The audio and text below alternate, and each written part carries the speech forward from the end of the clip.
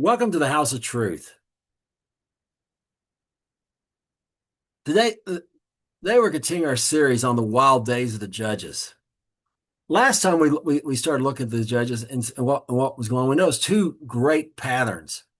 One, the Spirit of the Lord, that is the Ruach HaKodesh, came upon these judges and gave them the ability to do what they could not do on their own. And they have sometimes even on the entire army of Israel. It's at least implied, okay? The devil emboldened them, or in some manner, and perhaps gave them supernatural fighting ability as well. And the other great pattern was they had to use that God used whatever's in their hand to bring about His will. In our first judge's case, it was an army, but it was inferior in size and strength and everything to the occupying army.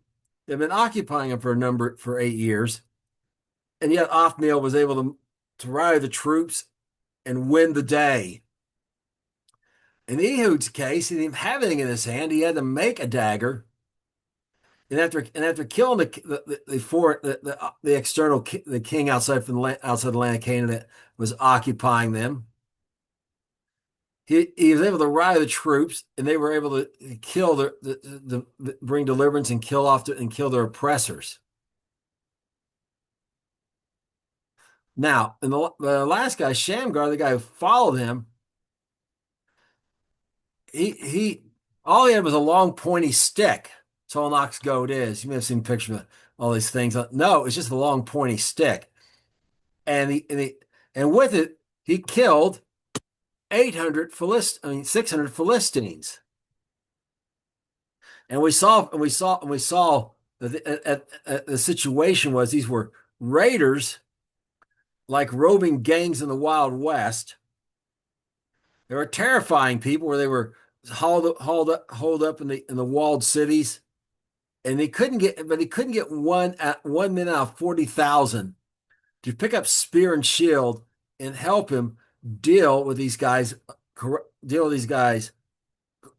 correctly, or should I say, yeah, deal with these guys in order to bring deliverance from the next source of oppression we're going to look at today. And the reason was because they were far from God at that time. They would not, they had no courage, because they didn't know the source of courage, the God of Abraham, Isaac, and Jacob, the Lord God of Israel. Well, that's kind of where we pick up today. And remind you, we have this timeline. We're counting forward from when Adam was formed out of the dust. And when that generation that Joshua led into the promised land died, this oppression began with 623. And last time we covered all the way up to here, to 2679. So we got 66 years. I'm sorry, all the way up to here. Because and remember, it says the land at rest. That doesn't mean there's nothing internally not going well. It means the rest from war, from foreign occupation. And that's where, when Ehud died, Ehud and Shamgar, they had this peace as far as foreign occupation, but there was this problem of internal raiders. Well, when Shamgar dies, more oppression begins, and which brings us there, 2759. So 450 years, we are already 166 years into the time of the judges. And that's where we begin the day here in Judges 4, verses 1 through 3. Read the following. The children of Israel did evil in the sight of the Lord when Ehud was dead. The Lord sold him in the hand of King Jabin of Canaan, that reigned in Hatzor. The captain of his host was Sisera, that dwelt in Hashereth of the Gentiles. The children of Israel cried to the Lord, for he had 900 chariots of iron. In 20 years he mightily oppressed the children of Israel. Well, remember, Shamgar could not get them to couldn't even get one out of 40,000 to pick up a sword and a spear and shield to fight to join him. Well, being weak like that, this king, no, it's not external from the land of Canaan this time. In the land of Canaan, remember, Hatzor was up there where Joshua had taken. Remember, Joshua had taken the strip of land going this way, about 10 miles wide, all the way up here to the top where you can't really see Mount Hermon. And remember, and went down to here and kind of went down across this way, about 10 miles or so wide, 10, or maybe 15 kilometers, 20 kilometers, perhaps 15 miles or so, both directions. And he had burnt this place, destroyed it. Well, the children of Israel was to go up there and occupy this land and stuff, and they didn't. And this Canaanite king came in instead, and these Canaanites came in and rebuilt a stronghold there, and went about using that stronghold to bring them under the tribute and oppression, just as they had brought the Canaanites in tribute before, instead of doing what the Lord had said. So they're reaping what they sowed. They were kind of reaping what they sowed there at that point. So this went on for 20 years, bringing us always here to 2759, when they knew judge is going to arise. Okay, and really it's kind of a co-judge situation. You'll see what I'm talking about.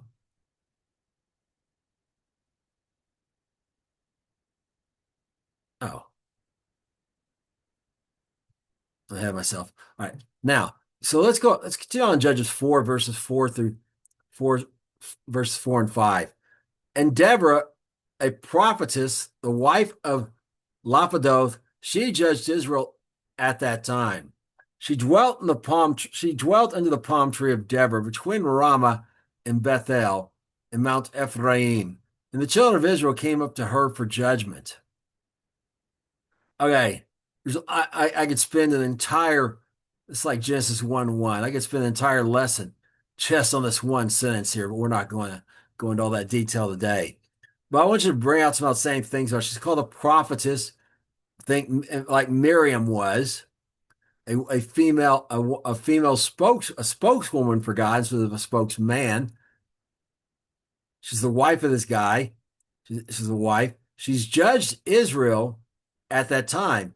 She's actually, and notice where she's coming. They're coming to her for judgment. Where? Not in the temple.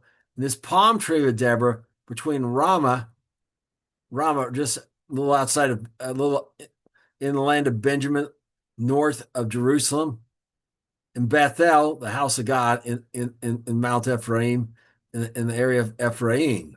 So somewhere in between these two. Okay, there's Bethel. So she's in the land of Benjamin, somewhere here. And now Shiloh's over here, and that's where the tabernacle's sitting. And this is another important point, because she's not in the tabernacle. She's not occupying a position that God's only a man could be in, doing in the tabernacle. Remember, the judge was the only one who could go in the tabernacle, besides that wasn't from the tribe of Levi. The judge could go in there and co-work. In fact, Moses, who was the first one who had that position, he went into the Holy of Holies, and even touched the Ark of the Covenant, except. Not saying any of the judges could do that, but just kind of giving you an ideal there. Okay. Well, but that had to be a man. So her place of judgment is under this palm tree. This tells us something about the people of Israel. Revival is going on. They are turning away from these gods, and now they're getting some courage. And Deborah is the source of that courage, as we'll see here from the Song of Deborah here, verses Judges 5, 6, and 7. In the days of Shamgar, the son of Anah, in the days of Jael, the highways weren't occupied. The travelers walked through the byways. Habits of the villages ceased, and they ceased in Israel. Till I, Deborah, rose up, till I arose a mother in Israel. Okay, so the men were, and it went on to say there wasn't even one in 40,000 to pick up a shield and spear. Okay, now this Shamgar here was a man of faith, obviously. Yael, we'll talk about her in a moment, but it's talking about this. So it's giving this that as again, like we said, occupied because of these raiders and etc. People are hanging out in the are held up in these walled cities, afraid to go live in the villages, afraid to live in the farm, on the farms, or maybe got farms and they come back at night and and hide in the walled city. So not really occupying the land, which they weren't doing anyway the way it's supposed to, as we discussed before. They certainly can't in this scenario. But what changes the situation? This woman of faith, Deborah, and that's what we're talking about today is women of faith, looking at two right here in the book of Judges. And we'll continue on. So this woman of faith, right? No, she rose a mother in Israel. She wasn't trying to do the man's row, sort of speaking of the whole nation as a family. She's not trying to do the father's row. She's doing the mother's row, and she's encouraging them and strengthening them, emboldening them to take some action because she's encouraging them to turn back to the Lord God of Israel, the real deliverer of Israel. Now, as we continue on here in Judges 4, verse 6 through 10, we read the following.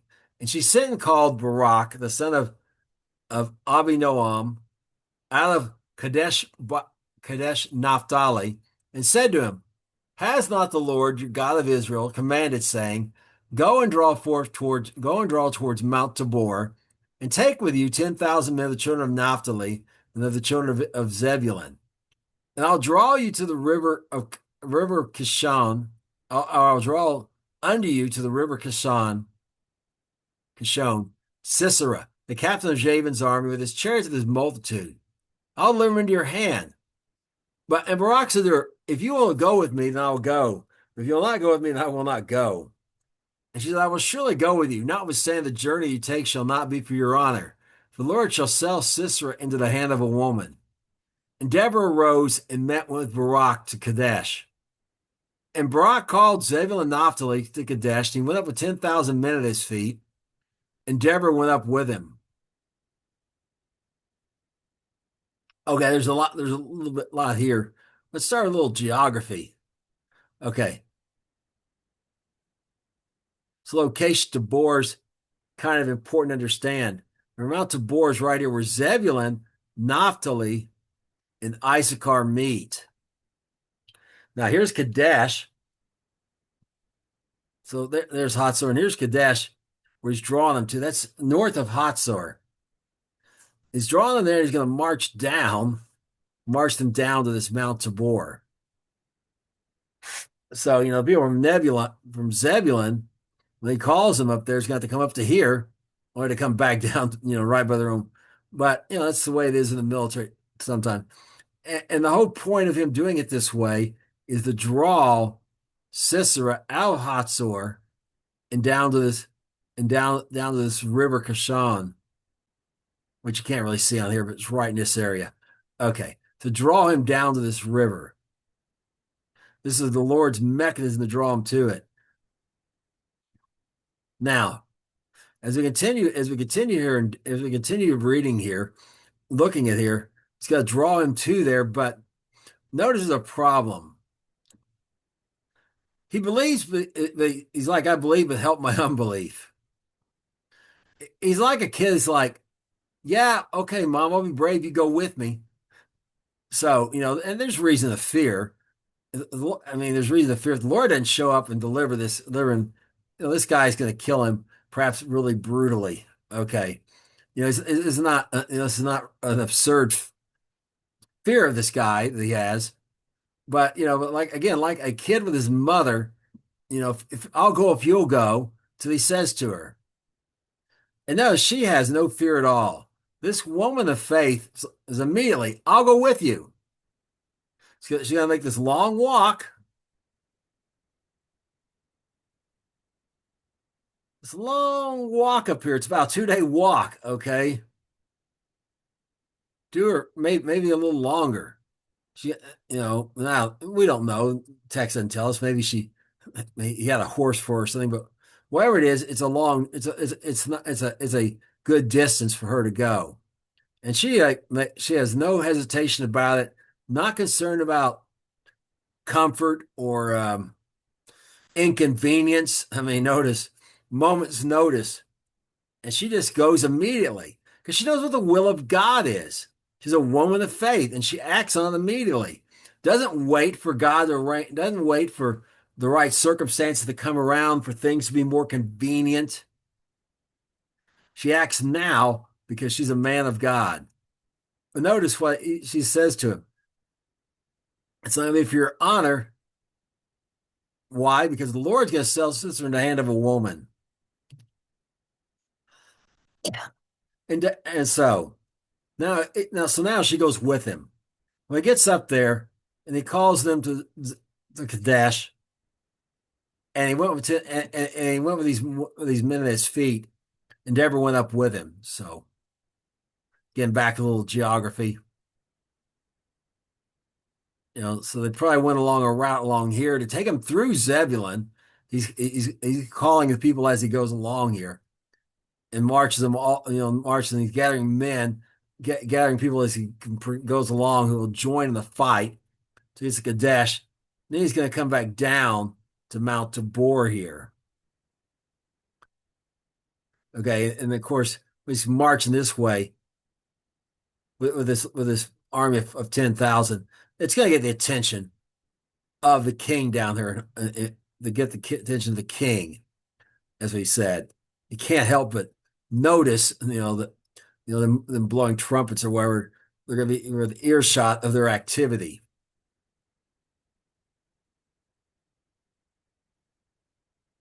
He's not going to. He's not trying to hide anything here.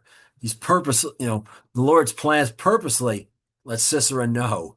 Well, here's where, and here's how this here, and here's we look at what happens to Sisera here. They showed Sisera that Barak, the son of Abinoam, was gone up to Mount Tabor. And Sisera gathered all his chariots, even 900 chariots of iron, all the people that are with him, from Koshereth of the Gentiles under the river Kishon. Okay. Again, why? All right. Remember, Joshua took a strip of land about this wide, 10 maybe 15 miles wide, 15. So that'd be like 15 to 20 kilometers, your metric, all the way up to Hermon, down to here. And they took about a similar spot down to here wide originally, maybe a little bit more down here in Judah. And in most, he said there's much land. You can see there was much land indeed left. Well, this place is Chosheth of the Gentiles, is up in that area that Israel was not taken in the days of Joshua. That's why it's referring to that. It's not area that the people, the children of Israel, had conquered at this time. So he's gathering them there, and then he's marching down here, and he's going to be stopped by this river. Well, he's got chariots of iron. It's kind of hard to get him across a river. Okay, so he's gonna find himself at this river, sort of stuck there, as it were, as far as he can't pursue him with his chariots because they're on the other side of that river. Now, when he gets stuck there at the river, we're going to see what happens here in Judges 4, verse 14 through 16. And Deborah said to Barak, "Up, for this is the day which the Lord has delivered Sisera into your hand. Has not the Lord gone out before you?" Sisera went down to Mount Tabor, and 10,000 men after him. And the Lord discomfited Sisera and all his chariots and all his hosts with the edge of the sword before Barak, so that Sisera lighted off his horse and fled away on his feet. But Barak pursued after the chariots and after the host, unto Koshereth of the Gentiles, and all those of Sisera fell on the edge of the sword. There was not a man left. Okay, they're trying to get back to their stronghold. Now, note, first thing I would draw to your attention. Look, the Lord with you. Okay, he's coming down from the high ground. Their problem with the chariots, they can't go up to that high ground. The Lord's very wise about everything, right? As always. So he's coming down, but notice the Lord discomfited. The Lord's the one who fought and caused trouble for Sisera and all his chariots and all his hosts. He's the one who brought destruction. That's kind of what discomfited means. Kind of means brought destruction. So the edge of the sword before Barak. So the Lord himself is fighting on Barak's behalf. Now it's not the Melech Adonai anymore, that big cloud by day and fire by night. That went in the days of Joshua and the days of Moses, because it departed because Israel didn't do their part. However, the Lord's bringing up judgment. He does it to the Spirit. That's what the sword before Barak is. And notice, they pursue after the chariots. So the chariots should have been faster and got away. Nonetheless, they don't. They aren't. And there's reasons for that related to this river Kishon, which we'll talk about in a minute. So, not one of them escapes. But Sisera, as soon as he saw the battle wasn't going his way, the battle was lost. Victory for the Israelites was certain. He ran away. He ran away for protection. All right, now we're going to look at where he ran to.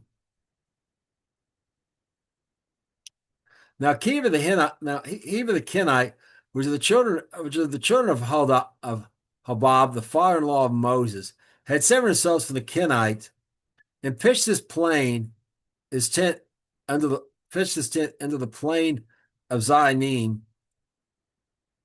Zanim, I said it right. Zanim, which is by Kadesh.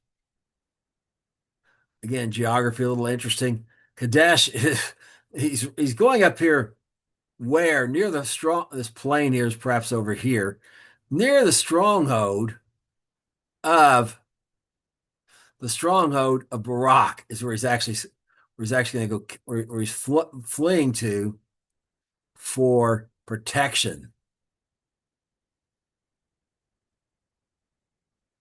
I'm sorry, that's where this guy's at. This Heber guy's at. He's over there near Barak, near them. Now that's where Sisera's going to go to. In Judges 4, 17 through 20, we continue on reading about this man, Heber the Kenite. Howbeit, or his camp, I should say. Howbeit, Sisera fled away on his feet to the tent of Jael, or Jael if you prefer, the wife of Heber the Kenite. For there was peace between Yabin, or Jabin, really say it, Yabin, the king of Hatzor, and Heber the Kenite. And Jael went to Sisera and said to him, "Turn in, my lord, turn into me. Fear not." And when he turned into her tent, she covered with a mantle. And he said, "Give me, I pray you, a little water drink, for I am thirsty." And showed him a bottle of milk, and gave him drink, and covered him. Again she said unto her, "Stand at the door of the tent, and it shall be, when any man does come and inquire of you, and say, Is any man here? That you shall say, No."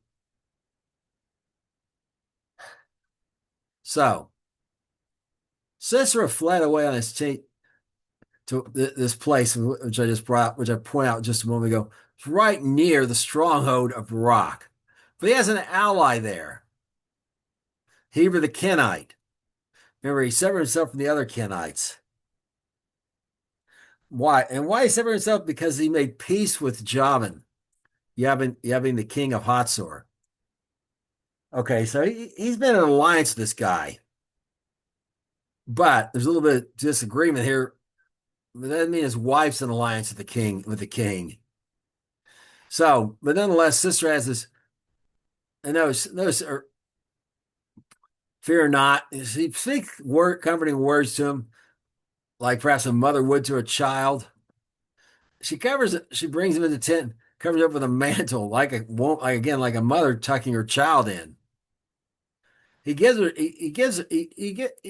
a bottle. He wants something to drink. He gives her warm milk, and covers him. Okay, gets him all good and comfortable. And kind of like again, like a child, his mother kind of like, would you stand and watch for me? Okay, well, he wants to watch me and just tell him no, say no. You stay in guard on my, stay in guard for me.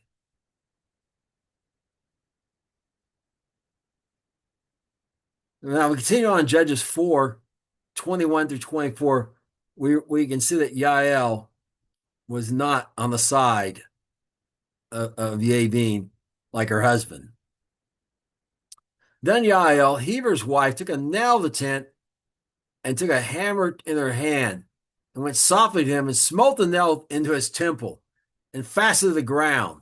For he was fast asleep and weary, so he died. And behold, as Barak pursued Sisera, Yael came out to me and said, Come, and I'll show you the man whom you seek. When he came to their tent, behold, Sisera lay dead, and the nail was in his temples. So God subdued that day Yavin, the king of Canaanites, before the children of Israel. And the hand of the children of Israel prevailed against Yavin, the king of Canaan, until they destroyed Yavin, king of Canaan. Okay, the king's lost his armies, lost.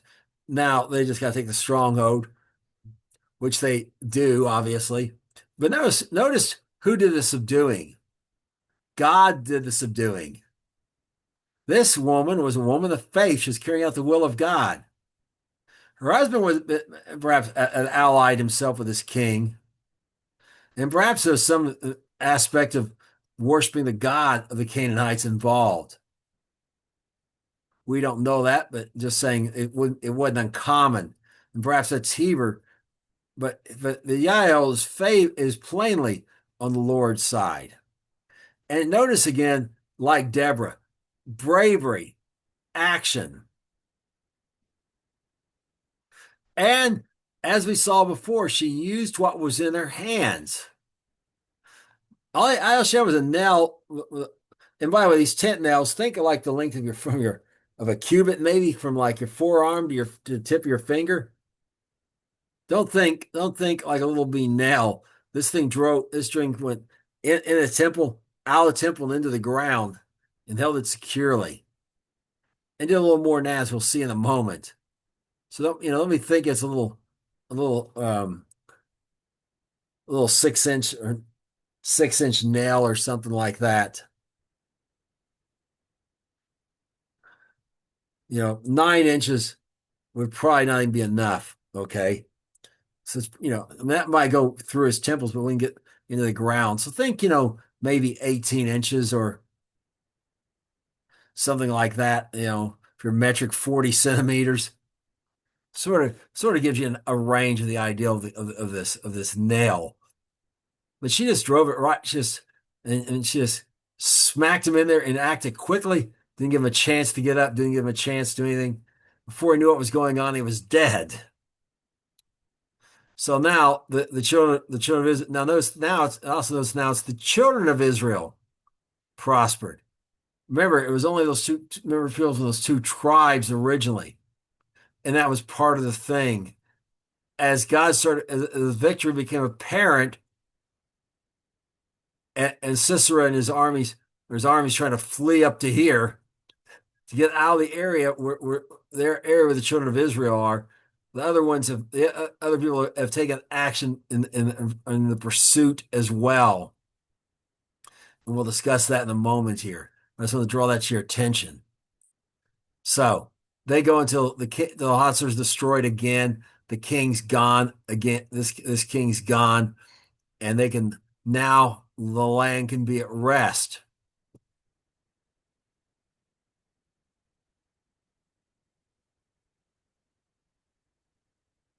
Let's continue on our narrative here in Judges 5:1 through 5. Then sang Debra and Barak, the son of Abinoam, on that day, saying, Praise you, the Lord, for avenging Israel, when the people willingly offer themselves.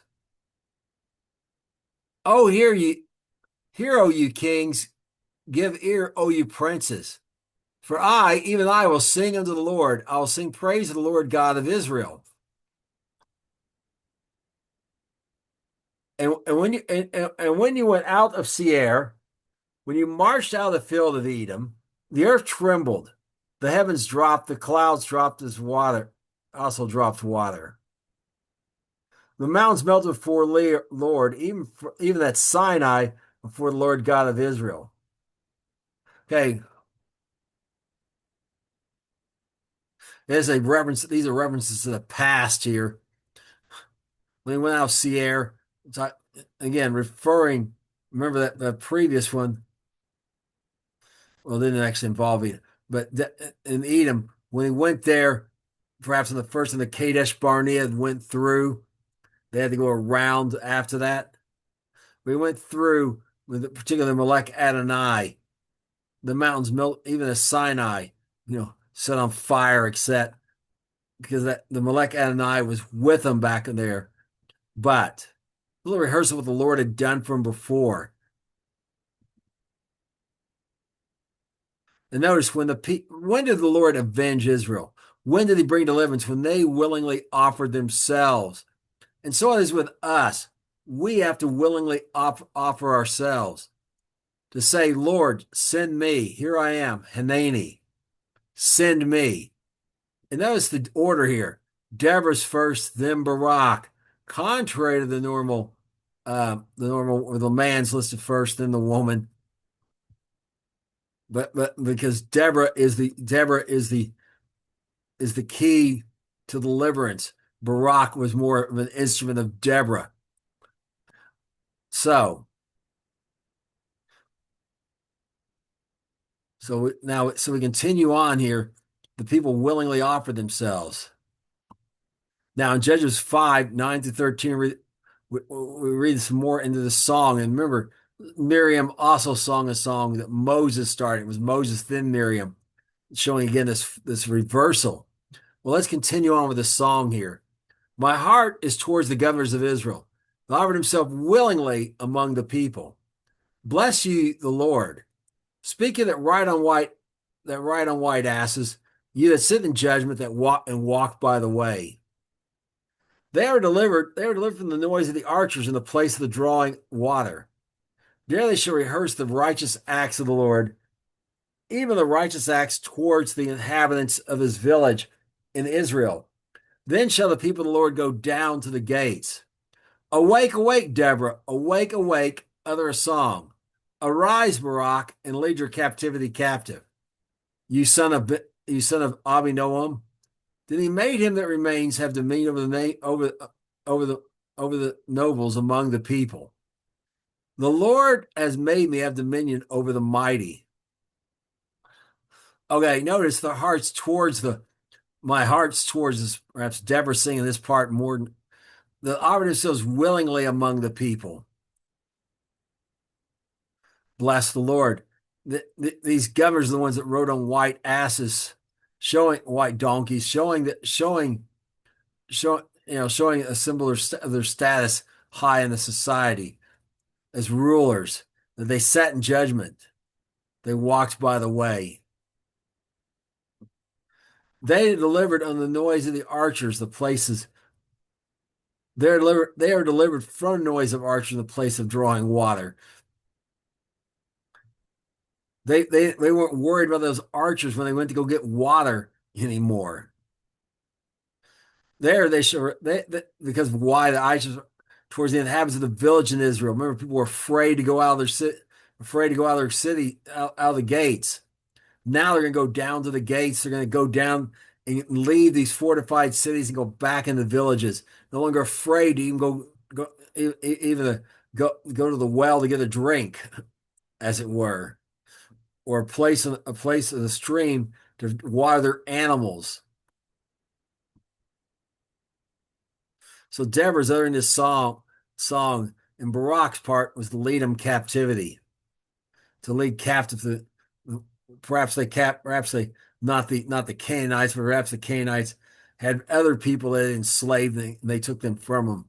Perhaps it was an uncommon scenario back in the day. Now he that remains has dominion over the nobles among the children of Israel. Barak, the Lord made him have. He's back in the rightful place as judge. The place that Deborah had been acting in under a palm tree.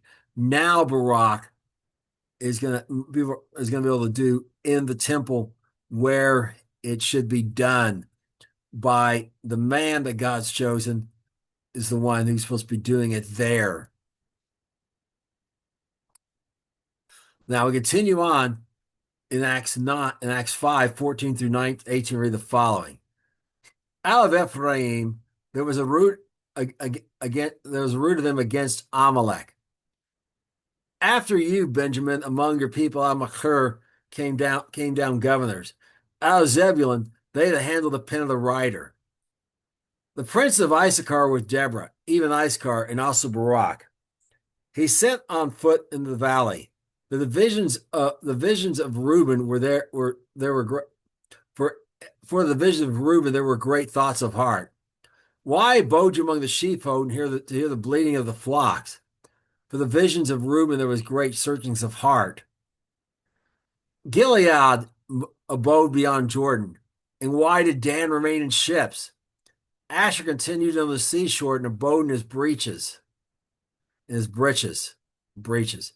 Zebulun and Naphtali were a people that jeopardized their lives unto death in the high place of the field.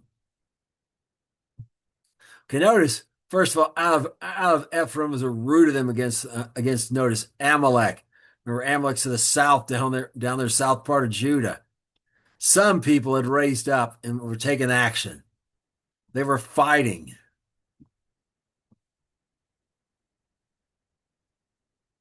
And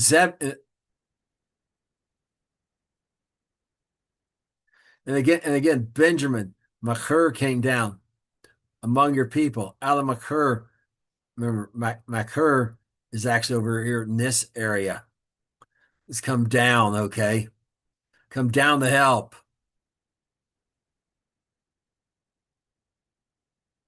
These are the people that have offered themselves willingly.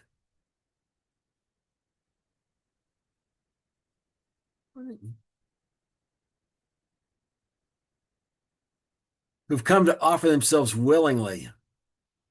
The surging of great thoughts of heart means Reuben was trying to figure out what to do. They just weren't sure. Unstable as water, as Jacob had said. Should we go or not? Now Zebulun, them that handle the pen of the writer, those also who were there to report what they saw. And notice Issachar, the leaders of Issachar also went with her. Remember to get there, they had to go through Issachar from where they had started. Okay. So people have taken some action the whole time. Now, Gilead abode beyond Jordan. Over in here, Gilead, Javesh, Gilead. Okay. Over here in this area, they had remained there, perhaps until they arise. Dan had been out there in ships. Why in ships can't go? Chariots of iron can't go out into the sea. Asher up here. Asher continued on the seashore and abode in his breeches. He's up here. Why can run out to the ocean if the chariots come? Perhaps the water. Perhaps I have never been out here, but perhaps it's shallow. Someplace in the U.S. you can go out a half a mile. And you're up to your waist. You said that when I was in Mississippi. Some places you can go up half a mile and you're only at waist deep. But that's a problem for chariots. So they're in this place. They've been in this place of safety. But Zebulun and Naphtali jeopardized their lives. So,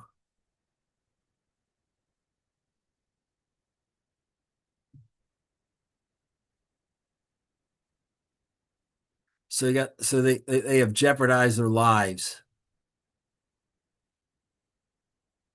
Now we're going to read about the actual battle here, and then and Judges 5:19 through 23. We get them details of what happened there. The kings came and fought. They fought the kings of Canaan and Tahanach by the waters of Megiddo. They took no gain of money. They fought from heaven. The stars in their courses fought against Sisera. The river Kashan swept them away. The ancient river, the river Kashan. Oh, my soul, thou hast trodden down strength. Then there were horses broken by means of prancing, the prancing of their mighty ones. Curse you, Meroz, says the angel of the Lord.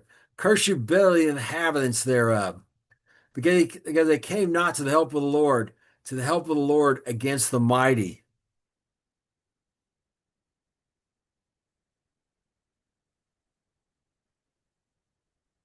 Okay, so as we saw,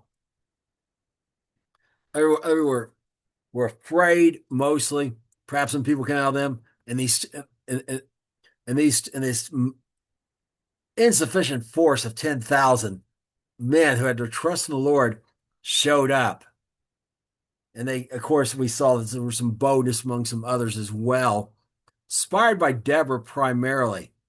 But here's how they got fought. The kings came and fought. They fought the kings of Canaan and Tanakh. Notice he's called for allies. But these kings took no gain of money. He perhaps had hired them to fight, had hired them to fight mercenaries, but they ended up losing everything. Why? Because they fought because on God's side, Israel said they fought from heaven, the stars and the courses fought against Sisera. This is a reference to angels. Remember, they're also called stars. It's the Lord discomforting the sword of the Lord. And then later, they're fleeing from the sword of Barak. And now, we'll have the most chariots. The river Kashan swept them away, that ancient river. That river came and swept them. Not all the chariots, always because they chased some, but swept them away and created mud where they couldn't go and swept away most of the army. This is why the Lord wanted them brought there. And those the prance of their mighty ones trying to escape this torrent, trying to really indicating panic on behalf of the horse and rider. So hard the horse hoofs were broken.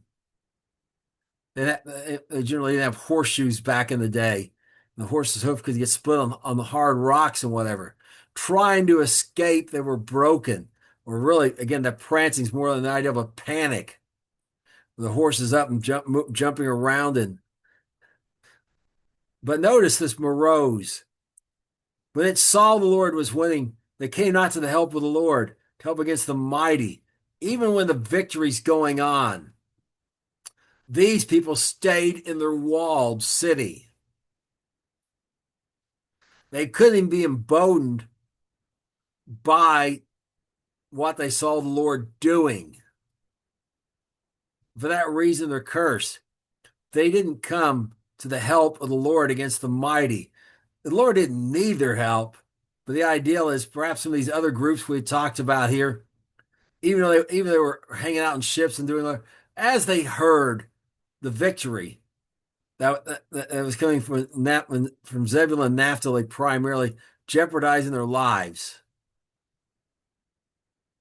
they started rallying and coming to help. But this city Meroz did not do so at all, and therefore it's cursed.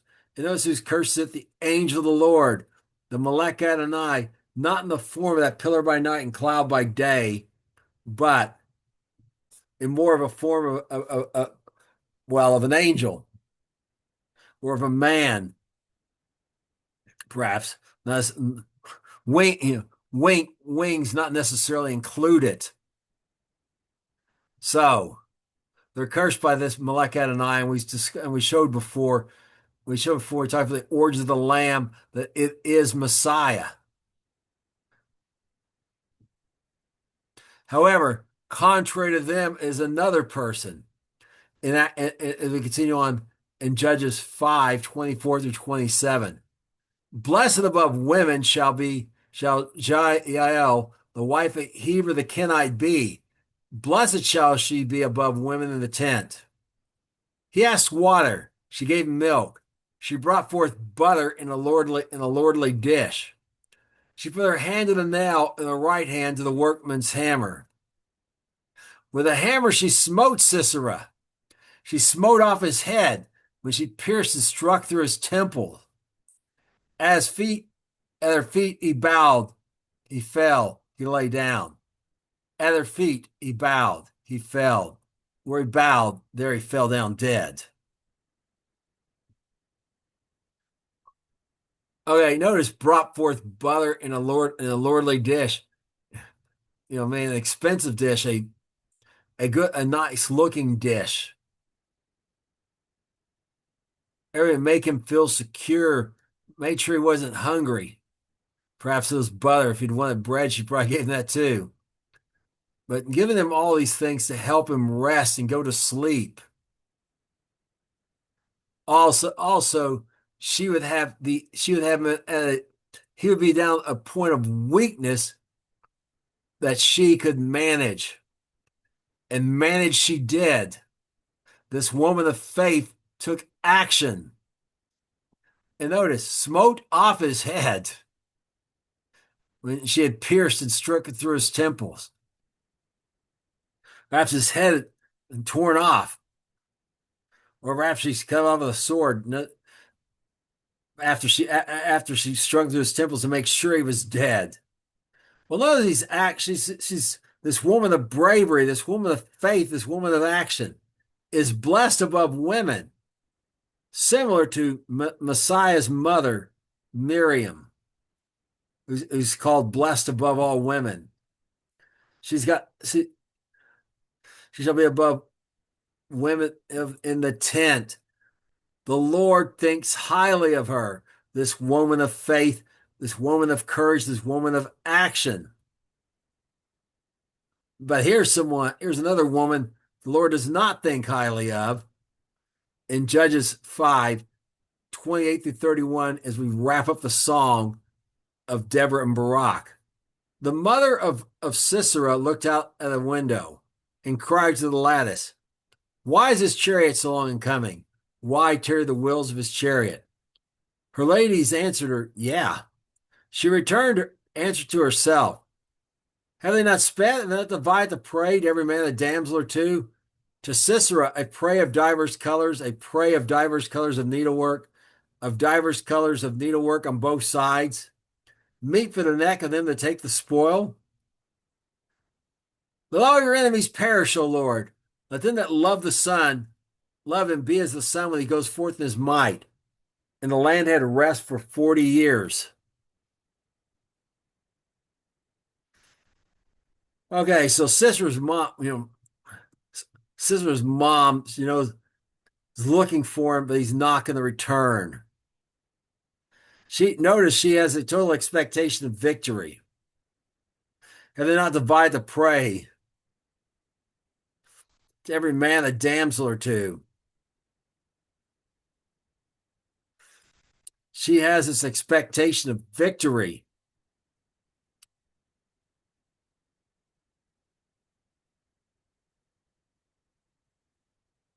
But the victory did not come. She's the enemy of the Lord.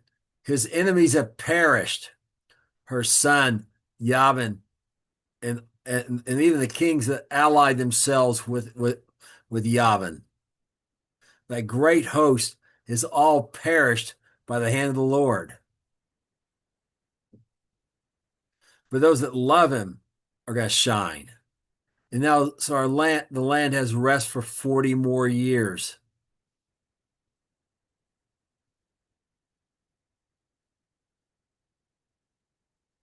which brings us to here. Again, Shamgar's obviously died when Barak becomes judge here.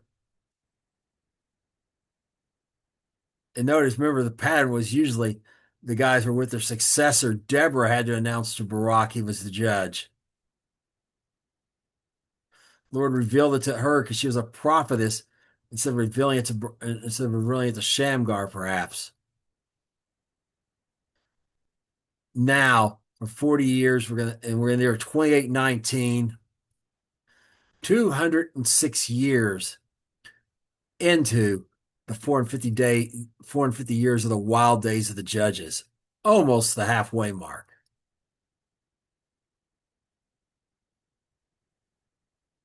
However, there's a lot to discuss here because we're looking at women of faith, and these women, the women of faith were Debra and Jael. They were the stars, really, of the day's show. Barak had more of a supporting role, and now, so we're going to look at and we're looking at some of these other characters, some other women of faith to show that they're not just an exception, and it's not just for then, it's for now. And we begin here in Joshua 2, verse 2 through 6. It was told the king of Jericho, saying, behold, came men in here tonight of the children of Israel to search out the country. And the king of Jericho sent unto Rahab, saying, bring forth the men that are come to you, that enter into your house, for they be come to search out all the country. And the woman took the two men and hid them, and said thus, there came men to me, but I knew not from where they were. They came to pass the time of the shutting of the gate. When it was dark, the men went out. Where the men I went, no, where the men there I went, I know not. Pursue after them quickly, for you shall overtake them. And she had brought them to the roof of the house, hid them in the stalks of flax which she had laid in order upon the roof. Okay, so notice the king's there. He's heard them, and he intends to. When they said our lives for years, he intended to kill these men. Well, he would have killed Rahab as well, perhaps her family. Remember, we talked before. This thing about being a harlot was most likely something she was forced into. The fact she's right on the wall with an opening to the wall, the least offensive place in the city, shows held of low esteem, considered expendable. He certainly would have killed her and perhaps her family brutally if he found out. But this is a woman of faith. We know because by faith it says she hid the spies. She was a woman of courage, a woman of action as well.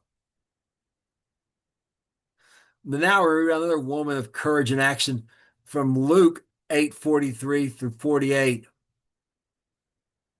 who's facing a different type of enemy that's out to take her life.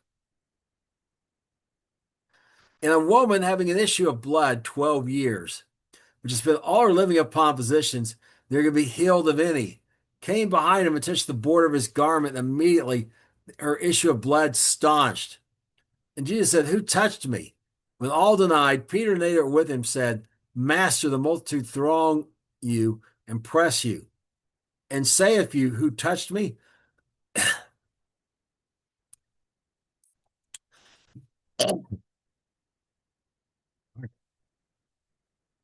And Jesus said, somebody touched me, for I perceive virtue has gone out of me. And when the woman saw that she was not hid, she came trembling and falling down before him. She declared before all of you what cause she had touched him, and how she was healed immediately. They said to her, daughter, be of good comfort. Your faith has made you whole. Go in peace. Okay. She had an issue of blood for 12 years. It's like her monthly cycle never ended, okay? And this is a big problem. She's unclean. Everywhere she sits unclean, it says, as long as this is going on. She cannot have sexual relationship with her husband if she had one, as long as it's going on. If she's not had one, no one, she cannot get married. Okay. No one's going to be able to marry her in this condition. They can never close the deal with her. Notice also she spent all her living on physicians. She is in poverty. She has nothing left. She has done all she can.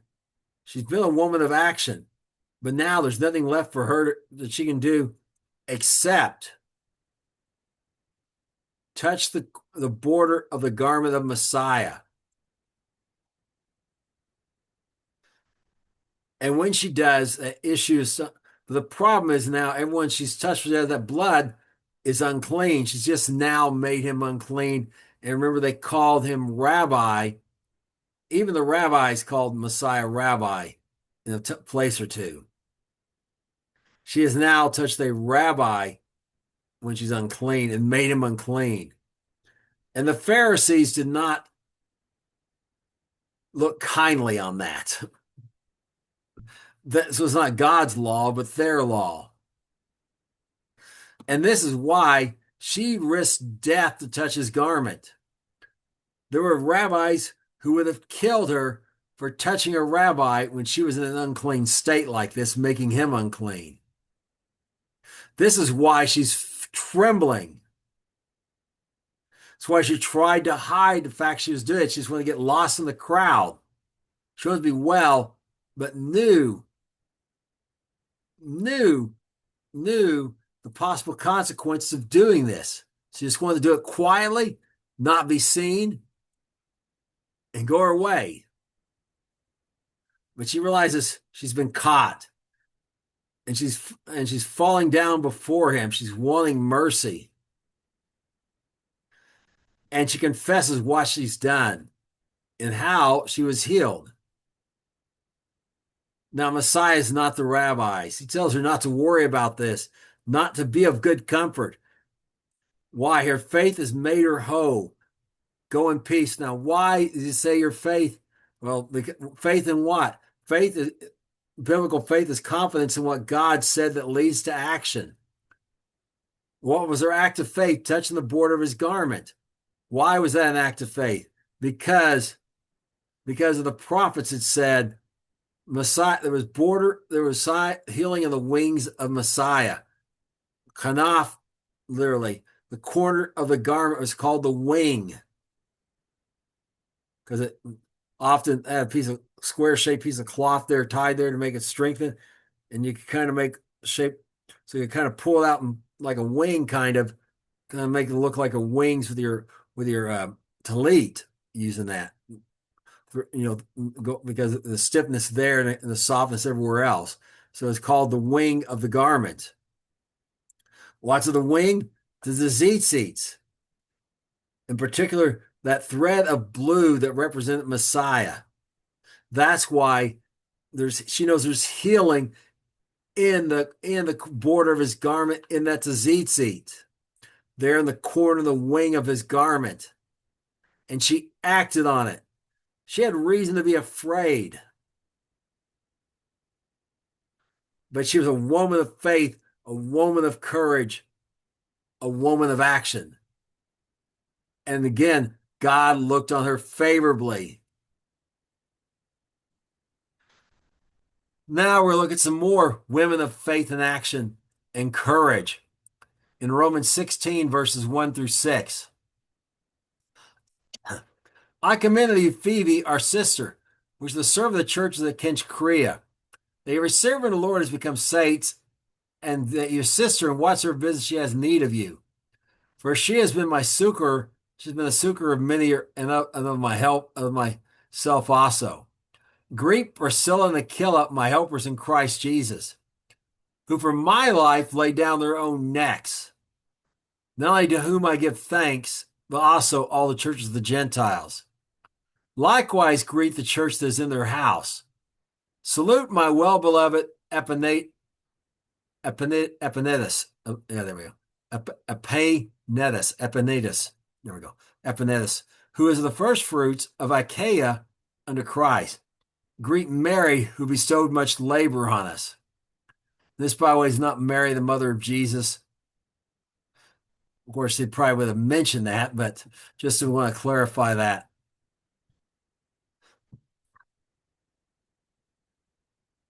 She's, she's never seen outside Jerusalem.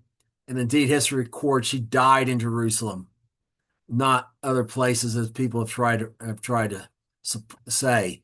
The people who were actually there at the time wrote it down when it occurred because they were actually there. Okay, but now let's look at these women here.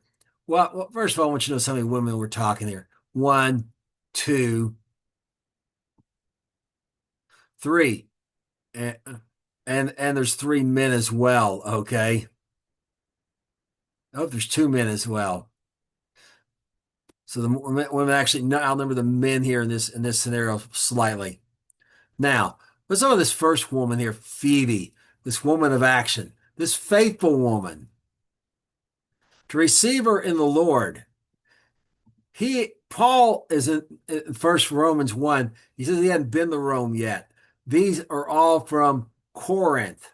You say this out, you can find this by comparing who's in Corinth and so on and so forth to people that's in these lists. Some of them are double or in both or like Priscilla and Aquila, for example.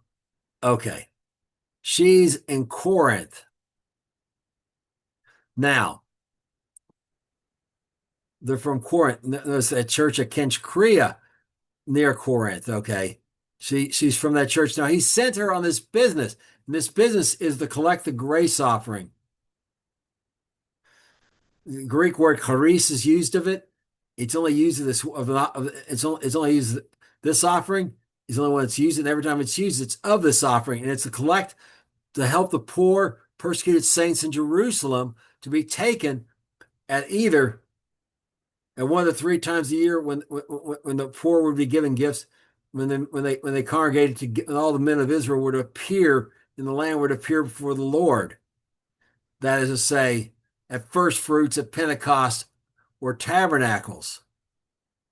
Well, she's been sent ahead to gather this bounty from from a group that Paul's not even been to yet. He didn't start the church in Rome, but he wrote them a letter, okay? Because his disciples started this church in Rome.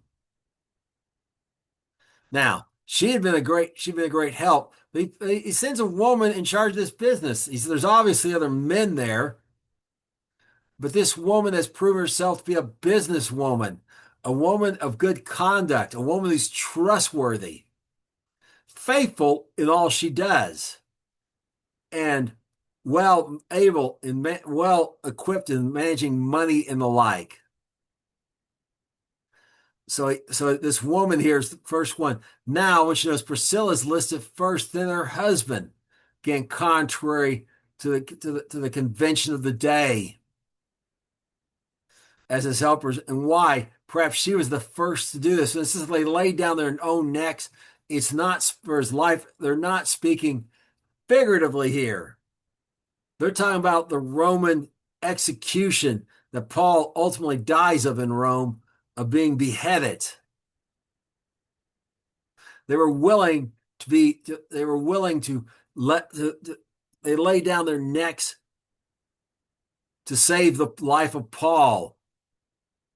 We don't really know the details on this, but a woman of bravery, a woman of faith. And notice the church is in their house in Corinth, okay, or perhaps. So the church in their house. They're not all in synagogues. The only word used in this in the New Testament, Greek word used in the New Testament, of a building where they normally met, dedicated for that purpose, but also in house churches.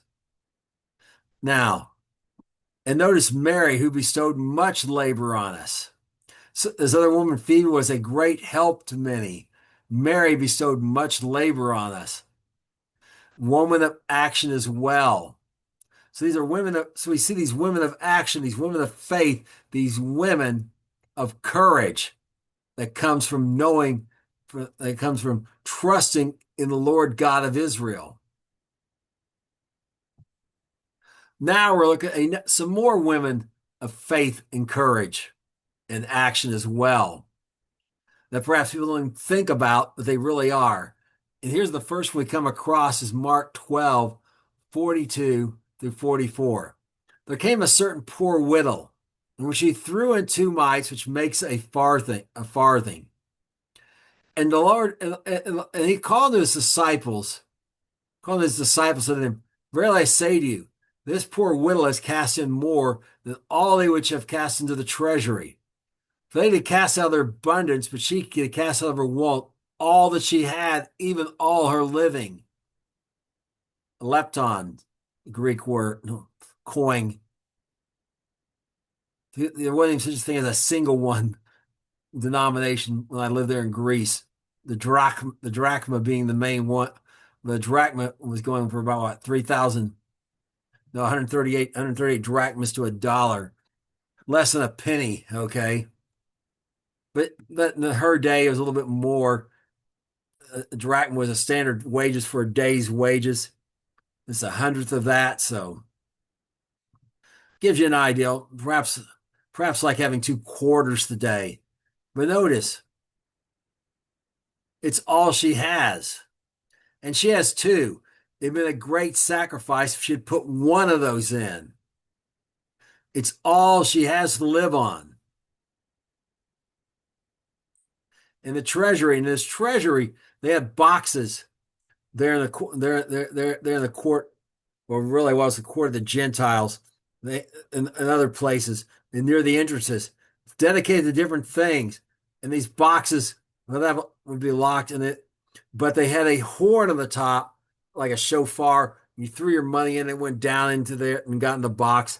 Then, of course, no one could get it with the priest later, under supervision of 2 or 3 people to make sure it was on the up and up. And they were dedicated to different things, the building fund, etc. And one of them was dedicated to helping the poor. And we don't know which one she gave into. Perhaps, but perhaps in the context indicates perhaps the take care of the temple. But here's the thing.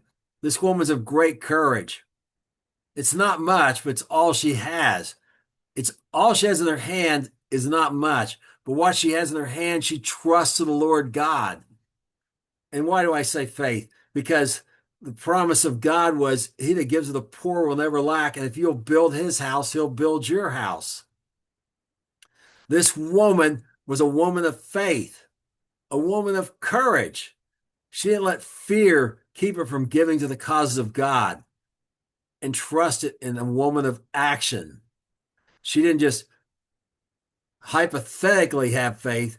She took action that showed her faith. Now we're getting another woman who had action that showed her faith as well. In Luke 1, or another woman who showed her faith as well, I should say more accurately. In Luke 1, 34 through 38, we read this about Miriam, the mother of Messiah. Then said Mary unto the angel, how shall this be, saying, I know not a man? And the angel answered and said to her, the Lord God shall come unto you, and the power of the highest shall overshadow you. Therefore shall the holy thing which be born of you be called the Son of God. And behold, your cousin Elizabeth, she has conceived a son in her old age. This the 6th month with her, who was called barren. For with God shall nothing be impossible. And Mary said, behold, the handmaid of the Lord, be it according to your word. And the angel departed from her. All right, well, the angel told her she was going to have a child. And she's like, I've kept myself a virgin, and going to stay so till I'm married. I've not been with anyone. How am I going to get pregnant? She wasn't doubting the angel's word. She just wanted little details. And so the angel tells her, the Holy Spirit's going to come over you. It's going to overshadow you. And you're going to become pregnant with the Son of God. And then gives her and brings her attention, her kinswoman Elizabeth, that she knows was old and could not have, in 6 months with her, who was called barren. Well, she went down to go visit Elizabeth, Okay, so to help. So she knows or does after this, she knows it's the case. So the gods of the impossible will encouragement from the angel as well. And notice Mary's immediate faith. Be it unto me, I am your servant. Here I am, Hanani. And the angel departs. What a contrast with Zechariah, the father of John the Baptist, who was given a similar message and demanded a sign. Didn't believe it, so he was given one of not being able to speak.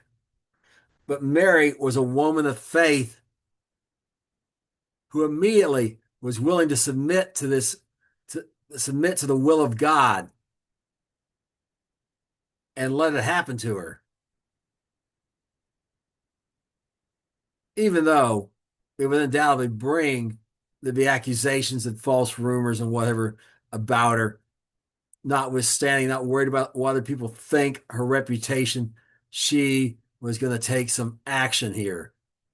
And speaking of taking action, we read this in Hebrews 11:35, some about some more women of faith.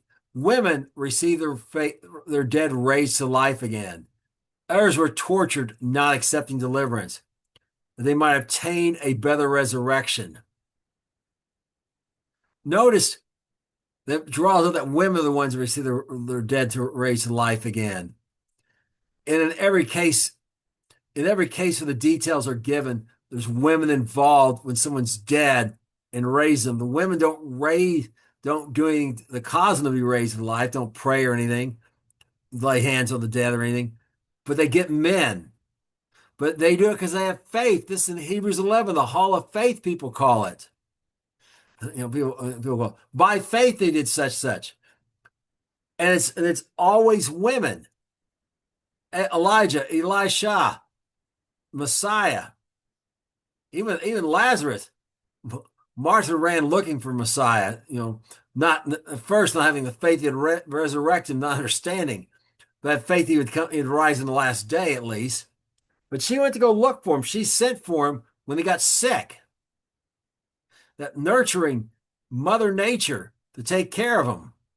Even when women died, Dorcas, other women came and sought the apostles. There's only two cases we're not given the details. One's when Paul was stoned, assumed dead, and rose, and when Epicurus, no, anyways, the guy fell from the loft, and they thought he was dead. And Paul said his life was, and when it hugged him, his life was in him. Okay, possibly raised from the dead. We don't know a woman didn't come in both cases. With Paul's case, there appears to be no one raised him. The Lord just raised him because it wasn't his time.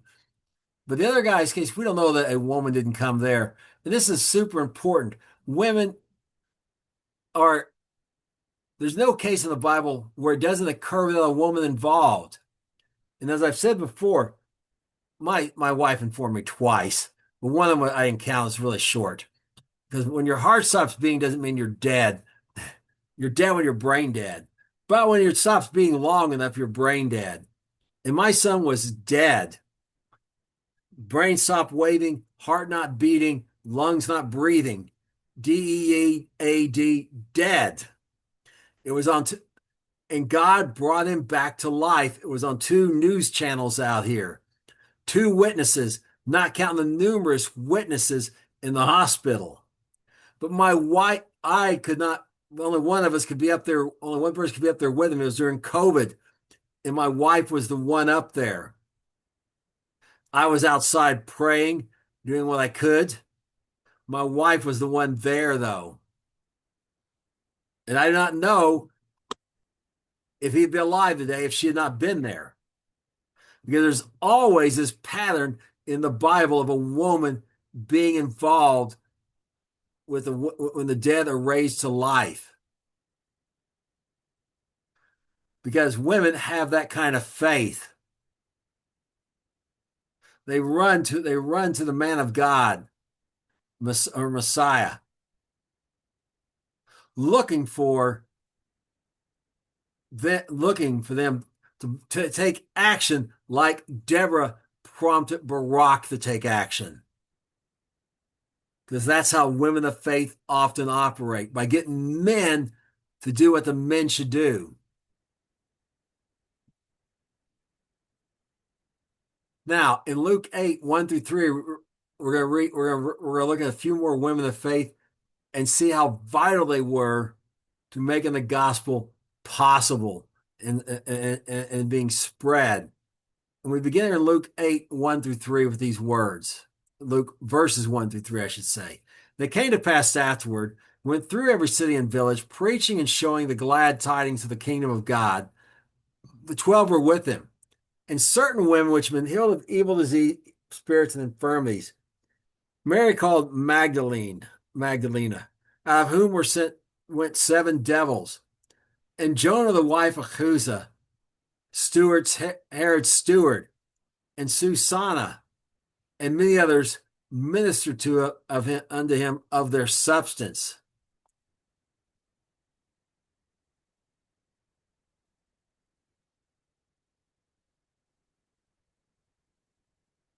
So, this is Messiah's talking about. He's preaching what's he doing? He's preaching the glad tidings, the good news of the kingdom of God.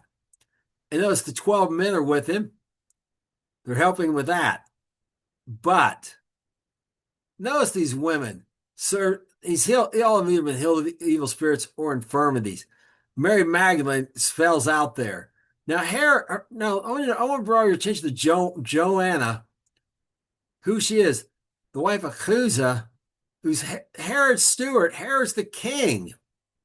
The steward's like the right-hand man of the king. He's more than a butler, very close to a prime minister. One uncommon, if a king left on a journey, he put the steward in charge of the kingdom while he was gone. This woman is a woman who's of means. And yet, she's following Messiah, doing what she can for him. This woman, because she was healed of something, who knows?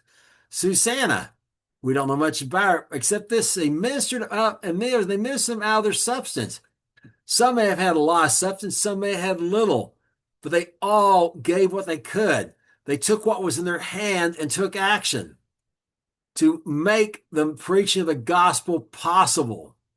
These men, if they had not done these things, these 12 men, well, they concerned themselves with those things. They were taking care of the necessities of life, so these men could work with Jesus in preaching the word of life. Now, in Acts 16, verse 14 through 15, we read about another woman of action, a woman of business, a woman of means. And here's what we read in Acts 16, verse 14 through 15. A certain woman named Lydia, a seller of purple of the city of Thyatira, which worshipped God, heard us, whose heart the Lord opened. She did the things that were spoken of Paul. And when she was baptized, her and her household besought us, saying, if you've judged me faithful to the Lord, come to my house and abide there. She constrained us. Remember, this is near Philippi. There's not a synagogue there. And you can't have 10 men to make a minyan, form a minyan necessary to form a synagogue, a bet din, the house of judgment. Then, or Beit Dan, let's say Beit Din. Anyway, whichever, the house of judgment. They would go to the river and pray there on the Sabbath. And there's certain rituals, running water is needed, so that's why the river is well. Well, and one of those is being baptized. John the Baptist, has brought many times, did not invent baptism. He's Yochanan the mikvah man. These mikvahs were all around the temple and also in the wilderness during the time of the Maccabees. Matthias the priest did the same thing because the people that run the temple were corrupted, much like John the Baptist in John the Baptist's day. So she's baptized here. Now, notice what she says. She wants to be, if you judge me, come into my house and abode there. Her house, Paul's not by himself, he has an entourage, just like Messiah had. Her house is going to be large enough to take care of these people. And it's going to be because why? She's a businesswoman, a seller of purple. Now, the day when purple dye didn't any more expensive than the other dye, but back in the day, the way this is Taurinium purple, it's called, with a particular shade, and they had to get a murex snail, and this murex snail would excrete when you killed it, excrete this dye, 1 drop per snail. It took thousands upon thousands of snails to make a pound of dye. A pound of dye for dyeing the clothes was $100,000 in the day's money. Really, probably a little bit more. When I looked this up, that was a few years back. It was quite a few years back. It's probably more like $250,000 a pound. Put it this way: that at some points, it was the emperor would only wear a cloak with it. One of the emperors got his wife a dress in it and got censored by the Senate for unwisely spending the imperial funds. This is a woman of wealth. Yeah, she's making herself unclean all the time with these snails, but she's wealthy. And she wants them to stay in her house and constrains them. She recognizes, she worships God. She's a woman of faith, realizes that she's from Thyatira. Thyatira is landlocked, by the way. This woman has moved out here to this area.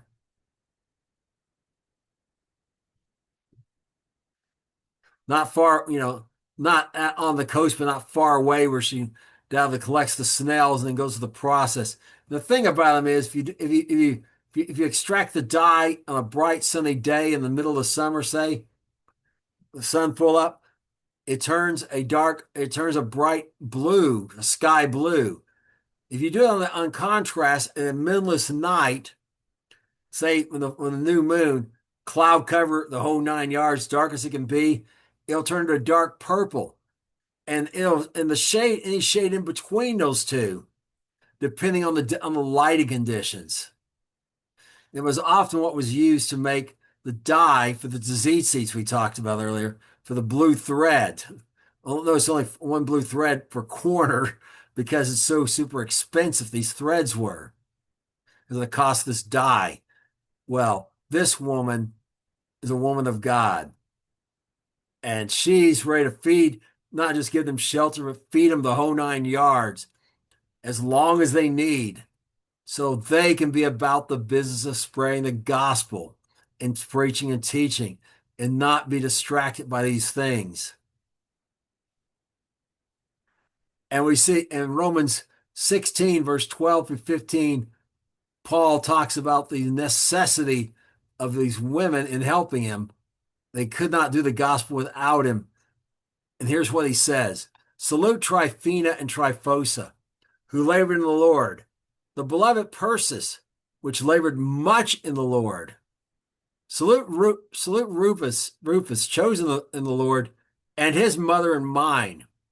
Salute Asynchronous, Phlegon, Hermas, Pacharis, Hermes, and the brethren which are with them. Salute Philologius and Julia, Nursus and his sister, and Olympus, and all the saints which are with them. Okay, I want you to notice here. In this case, there's three, 4, 5, 6 women. Okay, and the men listed, there's 1, 2, 3, 4, 5, 6, 7, 8 named, 9 named, and then however many they are, the brethren. Now, the thing with the word brethren is, remember, in Greek and in Hebrew both, there's no gender neutral term for a group of people. If there's no men at all, 0, only women, then the feminine is used. But if there's one man in the group, the masculine is used. So when you read brethren, you don't know if it means they're all men or it's a mixed group. So we just don't know. So the people we know, it's 9-6 here. Earlier, the women outnumbered. So you get the idea about half his entourage as helpers. He's been sent ahead to Rome are women. And notice the women are the ones he's given the biggest commandments to. Notice who labored in the Lord. Doesn't say that about any of the men who labored much in the Lord.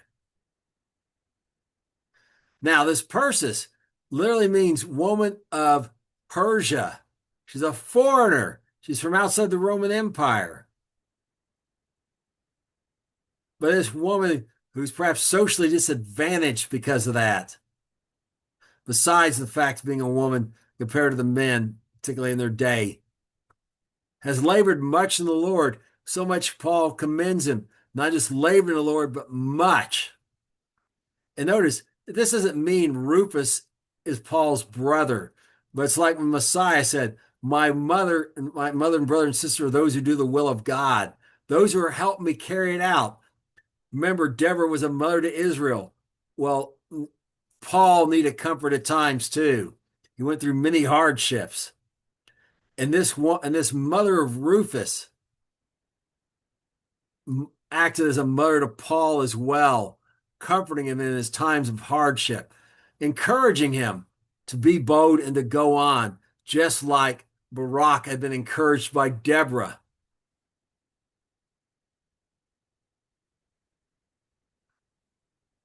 And so it is in Julius and the sister of Nereus,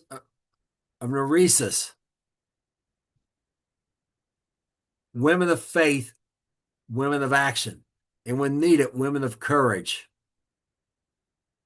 That's what God has called women to be. They have a role that only they can fulfill. He's not called them to do the roles of men. He's not called them to be. He's not called them. He's not called them to be apostles. There's no women apostles in the scripture, but there are teachers. Deborah. We'll talk about that in the future lesson in more detail. Deborah being one example. There are no women pastors in the Bible, although we use the word pastor incorrectly often. We'll talk about the worship pastor. Well, they're not technically a pastor in a biblical sense, but there's women worship leaders, but not women worship pastors in the Bible. We'll talk about that. But they do have a role that only they can do. And the role is just important. The gospel cannot go out without it. So I encourage you, I encourage any women listening, be women of faith, be women of courage, be women of action, who are willing to do whatever, to do your part in fulfilling your role to bring about the will of God and spreading the gospel throughout the earth. That's all I have until this. That's all I have till next week, when we will talk some more about these things as we return to look at the Lamb of God and his ascension and the important role women played in that as well. Until then, shalom.